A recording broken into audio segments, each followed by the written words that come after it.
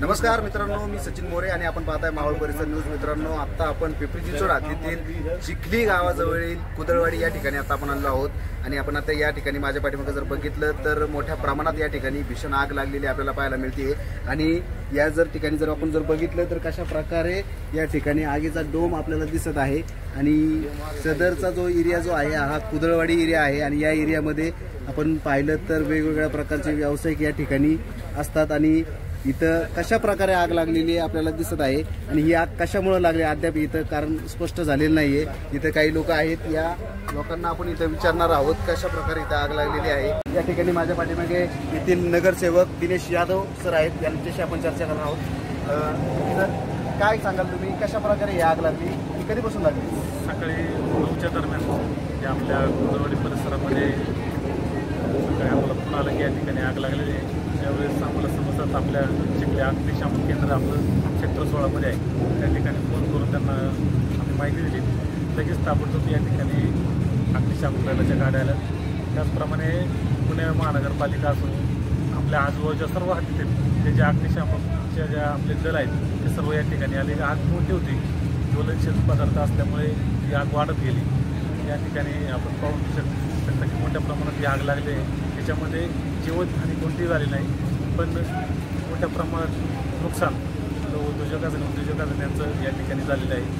एक आत्ता देखील ही आग अजून दुखत आहे.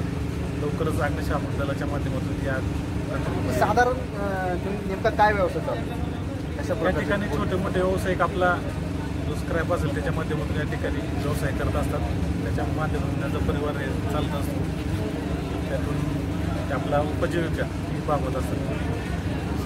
आग कशामुळे नेमकी लागली त्याचं कारण अजून समजलं नाही. अग्निशामक दल पोलीस यंत्रणा त्यात माहिती. या ठिकाणी अग्निशमन दलाचे काही लोक आहेत, पुणे महानगरपालिकेचे.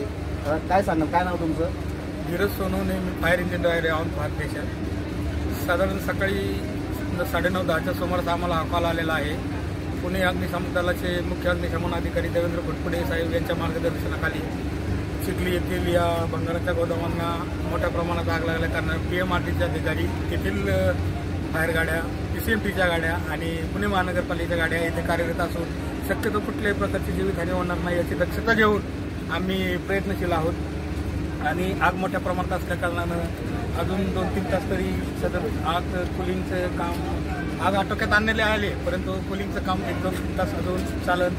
जसं यादव साहेबांनी सांगितलं की भंगारच्या दुकानाच्या ज्यांनी बाहेरून येऊन लोकांनी इथं जे उपजीविकेचं साधन त्यांचं निर्माण केलेलं आहे त्यामध्ये 2-3 सिलेंडरचा स्फोट झालेला आहे. तर आम्ही शक्यतो थोडे प्रयत्न केलेले आहेत आग विझवण्याचा. साधारण किती दुकानांना इथे आग लागली?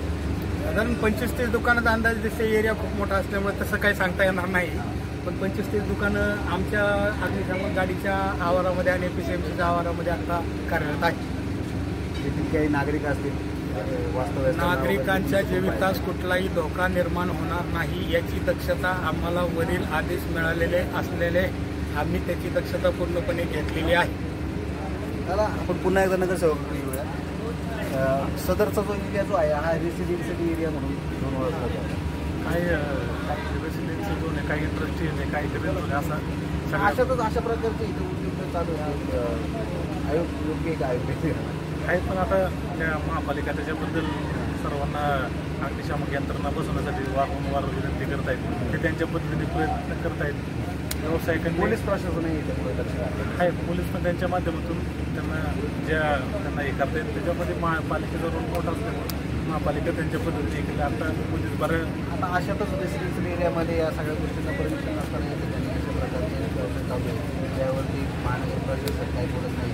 महानगरपालिकेने मोठ्या प्रमाणात सर्वांना नोटिसा दिलेल्या आहेत. त्याच्या माध्यमातून त्यांचं देखील ते आता बाबा यांना पुढे शिफ्ट करायचं काय त्याच्यात त्यांचे उपाययोजना चालू आहेत.